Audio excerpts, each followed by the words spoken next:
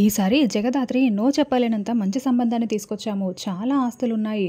త్వరగా పెళ్లి చేసుకొని త్వరలోనే అమెరికా తీసుకువెళ్ళిపోతాడు అని మేఘన చెప్తూ ఉంటుంది. అంత మంచి సంబంధం ఎందుకు తీసుకొచ్చారు? జగదాత్రి అంత పెద్ద ఇంటికి వెళ్ళే అమ్మాయిలా కనిపించదు కదా, మళ్ళీ మీ పరువు తీస్తుందేమో అని వైజయంతి అంటుంది. ఏంటి మీరు అలా మాట్లాడుతున్నారు? మీ బంధువుల అమ్మాయి గురించి ఇలా మాట్లాడడం కరెక్ట్ కాదు కదా అని మేఘన అంటుంది. అంటే మీ పరువు పోతుందేమోనన్న భయంతో మా అత్తయ్య అలా మాట్లాడిందిలే అంతే అని అన్నట్లు పెళ్ళి కొడుకుని వెంట పెట్టుకుని తీసుకురావాలి కదా, మీరే వచ్చారేంటి అని నిషి అంటుంది. వాళ్ళు వెనకాల వస్తున్నారులే అని మేఘన బామ్మ లోపలికి వస్తారు. ఈరోజు అటో ఇటో తేలిపోవాల్సిందే అమ్మి. అయితే ఆ జగదాత్రి ఆ అబ్బాయిని పెళ్లి చేసుకొని వెళ్ళిపోవాలి, లేదంటే జగదాత్రి కేదార్కి పెళ్ళైపోయిందన్న నిజం బయటపడాలి అని వైజయంతి అంటుంది. అవునత్తయ్య, ఒకవేళ కేదార్ జగదాత్రికి పెళ్ళైందన్న నిజం మేఘనకి ఐజీకి తెలిసిందంటే వీళ్ళిద్దరూ జీవితాంతం లాకప్లోనే ఉంటారు. ఈరోజు అటో ఇటో తేలిపోతుంది అని నిషి అంటుంది. దాత్రి కేదార్కి వడ్డిస్తూ ఉంటుంది. హాయ్ కేదార్ అంటూ మేఘన అక్కడికి వస్తూ ఉంటుంది. అదేంటి ఈ జగదాత్రి కేదార్ చిలకా గోరింకల్లా ఎంత బాగున్నారో చూడు అని వైజయంతి అంటుంది. ఆంటీ అలా మాట్లాడకండి అని మేఘన కోప్పడుతూ ఉంటుంది. అంటే కేదార్ పక్కన జగదాత్రి ఉంటే అలా అనింది, అదే నువ్వు ఉంటే చాలా బాగుంటుంది కదా అన్నట్లు మా ఉద్దేశం అని నిషి అంటుంది. వెంటనే మేఘన దాత్రిని పక్కకు తోసి నేను వడ్డిస్తాను అని వడ్డిస్తూ ఉంటుంది. మేఘన నువ్వు కూర్చొని తినొచ్చు కదా, దాత్రి వడ్డిస్తుంది అని కేదార్ అంటాడు. జగదాత్రికి పని ఉందిలే బాబు, మేము పెళ్లి చూపులు అరేంజ్ చేశాము, పెళ్లి కొడుకు వస్తున్నాడు అని బామ్మ అంటుంది. ఇంతకుముందు మీరు చేతులు కాల్చుకొని వెళ్ళింది అర్థం కాలేదా, మళ్ళీ పెళ్లి కొడుకుని తీసుకొచ్చారా అని కాచిబూచి అక్కడికి వస్తారు. మీరు ఎలాంటి సంబంధాలు తెస్తారో నాకు తెలుసు కదా, కాబట్టి మీకు దండం పెడుతున్నాను, వెళ్ళిపోండి అని దాత్రి అంటుంది. నాకు నచ్చిన అబ్బాయిని నేనే చూసుకొని పెళ్లి చేసుకుంటాను, వెళ్ళండి వెళ్ళండి అని దాత్రి అంటుంది.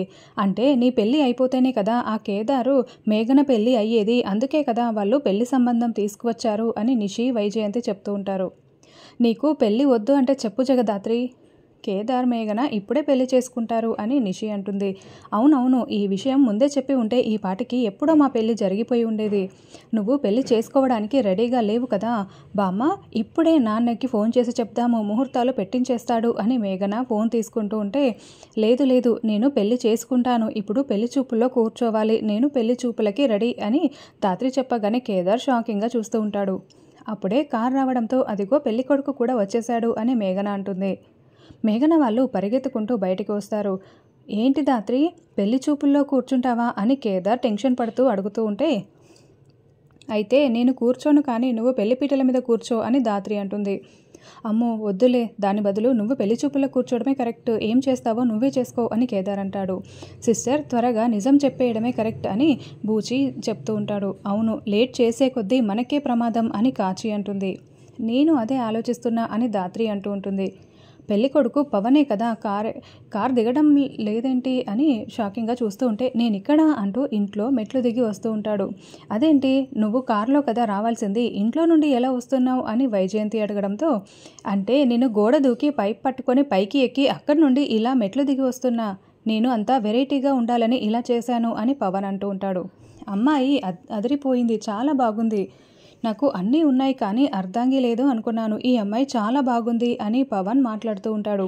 చీచి తూతు అని పళ్ళు రాలుతాయి అని కేదార్ మాట్లాడుతూ ఉంటాడు. ఏంటి బ్రో ఏం మాట్లాడుతున్నావు అని పవన్ అడగడంతో, అంటే మీరు నా చుట్టూ తిరుగుతూ మాట్లాడుతున్నారు కదా, పళ్ళు రాలిపోతాయి, పొరపాటున కాలు జారి కింద పడిపోతాయి అని దాత్రి కవర్ చేస్తూ ఉంటుంది. జగదాత్రి వచ్చి కూర్చో అని నిషి దాత్రి పవన్ని పక్కపక్కనే కూర్చోబెడుతుంది. మీరు ఏం చేస్తుంటారు అని దాత్రి అడగడంతో, నేను నిన్ను పెళ్లి చేసుకుని అమెరికా వెళ్ళిపోతాను, నాకు చెప్పలేనన్ని ఆస్తులున్నాయి అని అతను చెప్తూ ఉంటాడు. అమెరికా సంబంధమా? ఫారిన్ సంబంధం అంటే దాత్రికి అస్సలు ఇష్టం ఉండదు, ఈ పెళ్ళి క్యాన్సిల్, వెళ్ళిపోండి అని కేదార్ అంటాడు. నేను ఈ జగదాత్రి కోసం పెళ్లి చేసుకొని ఇక్కడే సెటిల్ అయిపోతాను, దాంతేముంది అని అతను మాటలు మారుస్తాడు. మీకు చాలా ఆస్తులు చాలా బిజినెస్లు ఉన్నాయన్నారు కదా, మరి అందులో ఏం చేస్తుంటారు? అసలు అమెరికాలో నువ్వు ఎక్కడుంటావు? ఏదైనా ఒక కంపెనీ నేమ్ చెప్పు అని దాత్రి అడుగుతూ ఉంటుంది. అంటే వీళ్ళమ్మ నాన్న న్యూయార్క్లో ఉంటారు, వీళ్ళకి సాఫ్ట్వేర్ కంపెనీ కూడా ఉంది అని మేఘన బామ్మ చెప్తూ ఉంటారు. అక్కడ సాఫ్ట్వేర్ కంపెనీ ఉంటే ఇతను ఇండియాలో ఏం చేస్తున్నాడు అని దాత్రి అడుగుతుంది.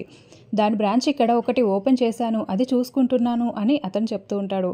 జగ్గు, నేను నీ కోసం ఏం తీసుకొచ్చానో తెలుసా అని అతను అనడంతో, జగ్గునా, నీ పని చెప్తా అని కేదార్ కోప్పడుతూ ఉంటే, ఆగు కేదార్ అంటూ కాచి కేదార్ని ఆపుతూ ఉంటాడు. నువ్వు నోరు కొంచెం అదుపులో పెట్టుకోవాలి, నువ్వు చాలా ఫాస్ట్గా ఉన్నట్లున్నావు, అంత పనికిరాదు అని బూచి వార్నింగ్ ఇస్తూ ఉంటాడు. లేదు లేదు, నేను ఇలాగే ఉంటాను, ఇదిగో ఒక కాస్ట్లీ నెక్లెస్ మన ఫస్ట్ మీటింగ్ కోసం తీసుకువచ్చాను, తీసుకో తీసుకో అని ఇస్తూ ఉంటే, నాకు వద్దు అని ధాత్రి అంటుంది. లేదు వద్దనకూడదు, తీసుకో, నేను నచ్చానా అని అతను చెప్తూ ఇస్తూ ఉండడంతో ఇక ధాత్రి ఆ నెక్లెస్ని తీసుకుంటుంది. నాకు కాస్త సమయం కావాలి అని చెప్పడంతో, సమయం తీసుకో, అయితే ఎస్ అని మాత్రమే చెప్పు, వస్తాను వస్తాను అంటూ పవన్ వెళ్ళిపోతాడు. చూడమ్మాయి, సమయం కావాలని చెప్పి సంవత్సరాలు తీసుకోకు, త్వరగా నీ డెసిజన్ చెప్పేసేయి అని బామ్మ మేఘన అంటూ ఉంటారు.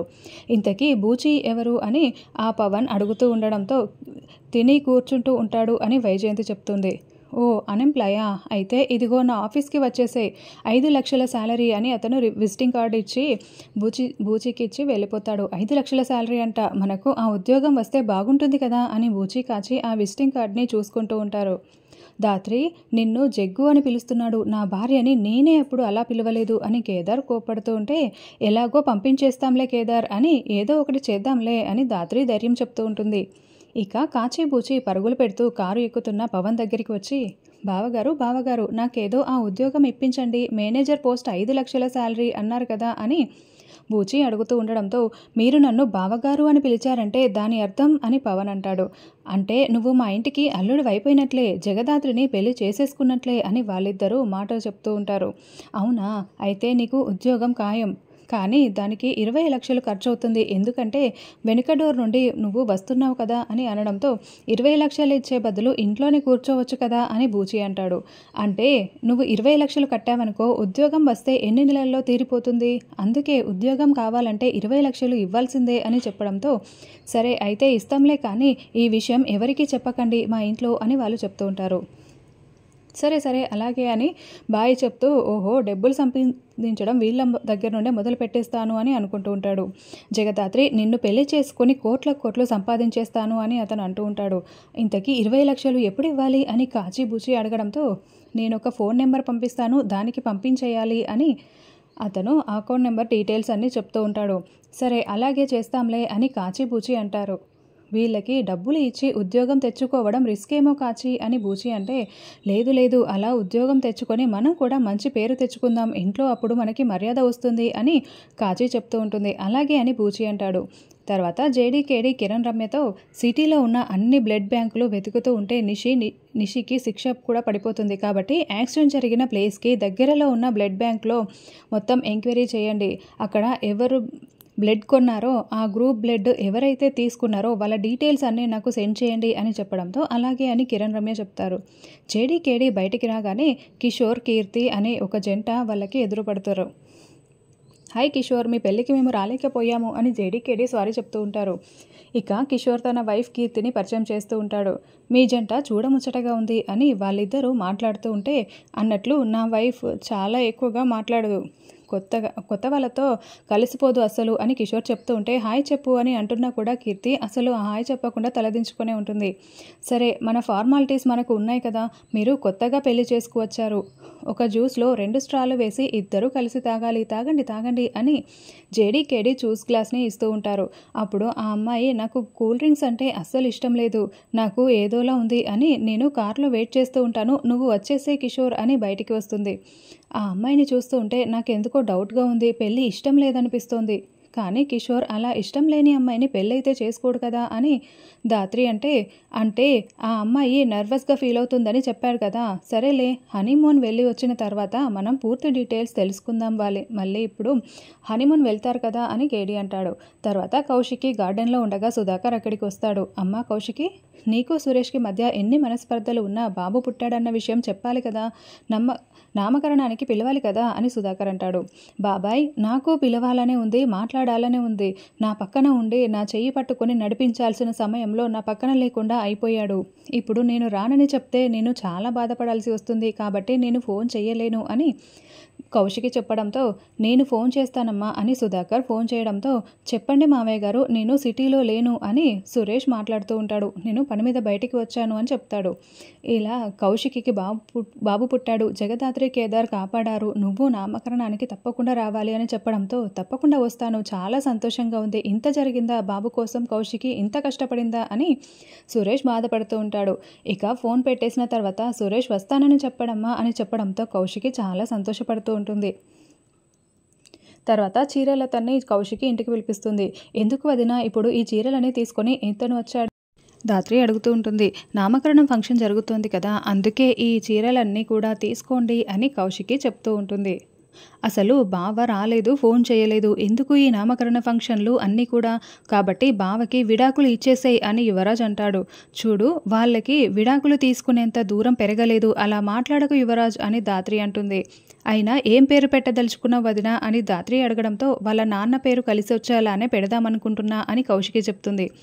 సురేష్ పని మీద ఢిల్లీ వెళ్ళాడంట, నామకరణం ఫంక్షన్కి వస్తున్నాడు అని సుధాకర్ చెప్పడంతో వైజయంతి వాళ్ళు షాకింగ్గా చూస్తూ ఉంటారు. అయితే ఎల్లుండి మన ఇంట్లో పెద్ద ఫంక్షన్ జరుగుతుందన్నమాట సురేష్ అన్నయ్యతో కలిసి అని ధాత్రి కేదార్ సంతోషపడుతూ ఉంటారు.